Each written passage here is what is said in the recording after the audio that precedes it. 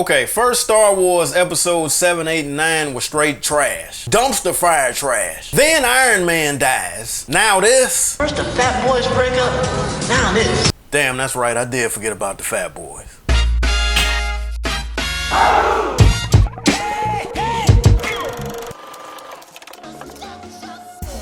What's good with it, people? Welcome to the Joe Blacula Perspective Presents Behind the Curtain, where I will either be reviewing or revisiting movies and sharing my honest thoughts and opinions on them. And I am your host, the infamous Joe Blacula. Cue my drop. Joe Blacula. Good looking out, people. We're gonna bring the volume down a little bit today. Not the mood, just the volume. I just noticed it's easier for me to get through these when I calm it down. Coming to America, the number 2 was released on streaming services on Friday, March 5th, 2021. Technically, it was Thursday, March the 4th, 2021. Directed by Craig Brewer, who is best known for directing Hustle and Flow in 2005, and Dolomite Is My Name, which is probably why he was picked to direct this movie. And the movie was written by Kenya Burris. I'd have thought that it would have been funnier than that. Has a running time of 1 hour and 44 minutes. All the key players from the original movie is back, minus Madge Sinclair, who passed away in 1995. I thought I was gonna see Eric LaSalle, but they did show his Firebird in a flashback scene. I'm guessing my man probably found out about that script or the plot. But the key folk, Eddie Murphy and all the original characters he played, all of them. Arsenio Hall and all the original characters he played, including this Rafiki shaman dude that kept spitting. My man was kind of disturbing, actually. Sherry Headley is back as Lisa. Hadn't seen her in a minute. John Amos and James Earl Jones pop up real quick. They knocked off James Earl Jones' character in the first act to kind of get the story moving along. So let's go ahead and get this Rotten Tomatoes official review out of the way. Set in the lush and royal country of Zamunda, newly crowned King Akeem, played by Eddie Murphy, and his trusted confidant Simi, played by Arsenio Hall, embark on an all-new hilarious adventure that has them traversing the globe from their great African nation to the borough of Queens, New York, where it all began. Alright, so let me see if I can burn through this real quick. Spoiler alert. I will be dropping spoilers. The way I see it, Akeem's father, the king, was dying. He let Akeem know that Wesley Snipes' character, General Izzy, it was good to see Wesley. His hair was dope in this movie. But that General Izzy was going to kill Akeem in about a month and take over Zamunda because he didn't have a male heir to the throne. Arsenio's Rafiki character let Akeem know that he actually had a son in New York. A bastard son in New York named Lavelle Johnson. Not Johnson, Johnson. Played by Jermaine Fowler. I had actually seen Jermaine before in the HBO series Crashing. They go back to New York, scoop up him and his mother. His mother was played by comedian Leslie Jones. Her character was just too loud, but she's working so. And his uncle played by Tracy Morgan. Tracy was just being Tracy as usual. They all go back to Zamunda, and that's when all of the shenanigans kick off.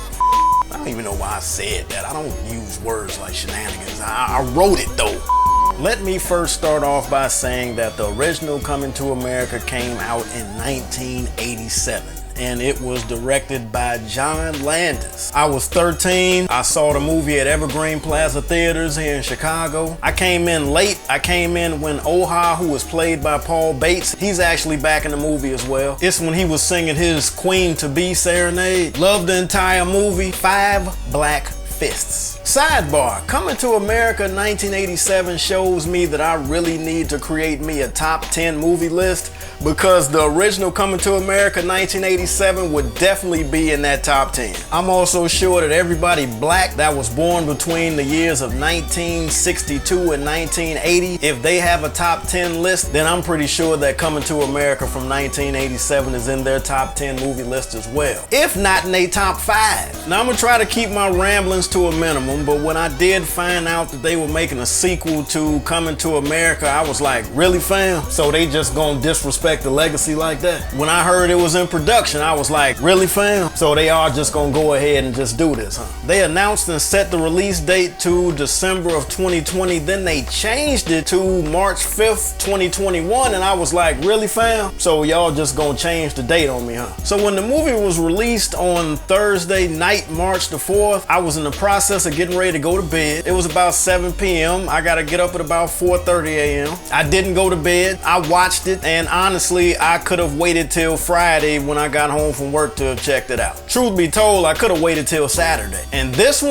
movie, Coming to America 2021, is the definition of why some ideas should just stay an idea. I did like seeing how they built the supporting cast by dragging a lot of the originals back, like Garcelle Bouvet. I hope that's how you pronounce her name. She was back as one of the Flower Girls. Louis Anderson was back, still working for McDowell's. I'm hoping he's finally making those big bucks that he was talking about in the original movie. Vanessa Bell Calloway was back, still hopping on one leg, still barking like a dog. An interesting twist to the story is that her character was actually Wesley Snipes' sister. Even Babar the elephant was back. And they even tried to sneak a Duke and Duke reference past. Ain't think I was gonna see that, did you? And that was a throwback actually to the movie Trading Places, which also was directed by John Landis. Sidebar, in the initial draft of Coming to America 2021, one of the first ideas was that the character of Lavelle, Akeem's son, was supposed to have been played by Tracy Morgan. What?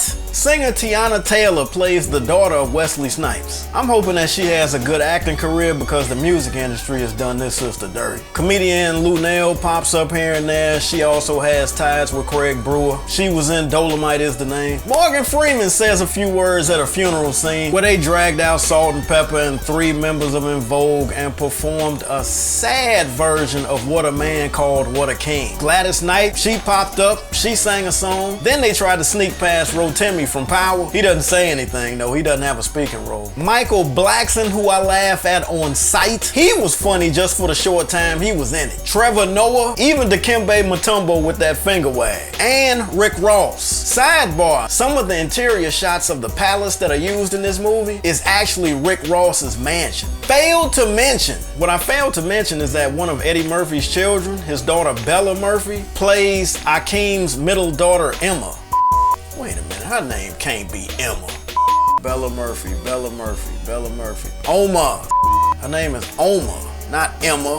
He said that she auditioned for the role and won it all on her own. Now, if nepotism runs wild in Hollywood as well as it runs wild in life, ain't nothing wrong with looking out for your children. But the young lady did a great job with her character. One of the things that I didn't like about this movie was that Akeem's character just went off of the word from his father and the shaman Rafiki dude, and that Lavelle was his son and that he was the immediate heir to the throne. But riddle me this, don't you think that there would have been at least one DNA test? Maybe it's on the editing room floor. And dig this, wouldn't the barbers in the barbershop be at least 100 years old by now? And Eddie's old Jewish character dude, that cat would be at least 120. Maybe they were. That would explain why all of their makeup looks like trash. Besides the fact that Rick Baker, who was the original makeup artist for Coming to America, he retired in 2017. Now what I did like about the movie is that the way the story kind of moved along and had me thinking that Lavelle's character actually wasn't the son and that he was going to marry Akeem's oldest daughter Mika, played by actress Kiki Lane, who on a sidebar note actually put me in the mind of actress Madge Sinclair, who would have been technically Mika's grandmother. But the story didn't swing that route and I'm guessing it went where it should have, where Lavelle marries his true love, his royal stylist, Marimbe, who is played by actress, let me try this, Nanzamo Mbata. Wow. Beautiful name. Beautiful sister too. I digress. Now I peeped how they dragged out all the familiars from 1987, as many of the old faces, literally old faces because it had been 34 years and folk done got old. They went with all the original punchlines that worked in 87. Kunta Kinte! The visuals like the Soul Glow poster and the Mighty Sharp barbershop, the Zamunda crest, even the music. Jackie Wilson's song, I think that was Jackie Wilson, To Be Loved, snuck a piece of the Soul Glow theme in there during a throwback scene. Had lounge singer extraordinaire John Legend singing Queen to Be in the credits. That was funny just because of the seriousness in his face. Eddie Murphy had his New York Mets Letterman's jacket with the buttons and the patches and the snapback hat with it too. Even the font that was used in the original open credits from Coming to America in 1987, they had that as well. I was peeping everything. And I saw the product placement. It was a lot of that. McDonald's, Target, they even had a Pepsi commercial for McDowell's in the movie. I ain't mad at them though, because costs have to be offset and I get it. It's the way of the new world. Now this is a heavy scene though. They have a scene when Lavelle is walking through the garden with Marimba, and they're talking about how Hollywood can't create any new ideas anymore. They're either all big budget comic book based movies, remakes, or sequels to movies that no one either asked for or that no one wants to see, or that need to be made. See, that's how I know that they knew better making this movie and they knew what people would say. Then I can tell that they actually didn't shoot this movie on film. They used this new digital format that just don't look the same. It don't even feel the same. After seeing this movie, I do kind of understand why everybody got so pissed off when The Godfather Part 3 came out in 1990. Mainly because The Godfather Part 2 should have been it. Coppola only made it because it was a cash grab. He owed Paramount some money. They squeezed him into making Godfather Part 3, and in return, he pissed the world off. I liked it, but I could see how folk hated it. Well, this is almost the same way that I see Coming to America 2021. You just don't mess with a classic. That's a lose-lose situation. I mean, unless you were doing Godfather Part 2. Oh, real quick. Like when Jordan hit that shot over Russell. Jordan hits the shot, wins the game, wins the series, walks off into the sunset, but no, he had to come back with the Wizards. Well, Coming to America 2021 is like Jordan returning to the Wizards. He was still good, but he wasn't that Michael Jordan Chicago Bulls great. You feel me? Love, hate, or debate. Man, I absolutely wanted to love this movie, but I don't. But I don't hate it either. If anything, it makes me love Coming to America 1987 that much more. I think that Coming to America 2021 is very debatable. And I'm gonna give it 2.5 black fists out of 5. That's actually me being generous. When I first watched it, I actually only wanted to give it 1 fist. Like probably 1 fist with my middle finger.